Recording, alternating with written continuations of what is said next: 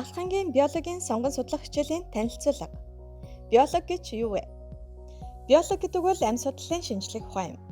Биологид амьд организмыг төрөлжүүлэн үзэж, аливаа амьд организм хэрхэн оршин тогтнодог болон хоорондоо буюу бусад организмтай мөн хүрээлэн буй орчинтай хэрхэн зохицон оршдог тухай голчлон судалдаг бөгөөд манай дэлхий дээр байгалийн шалгарлын дагуу урт хугацаанд үүсэн бий болсон ургамал, амтан, шавж, мөөг, эгэл биетан, нэм бактери зэрэг амьдран буй орчиндөө дараачийн үеүдмээ амжилттай дасан зохицуулж үлдээж чаддаг амьтаа бүхнийг наривчлан судалдаг гэхээр сонирхол татахгүй байхын аргагүй гайхалтай шинжлэх ухаан юм а.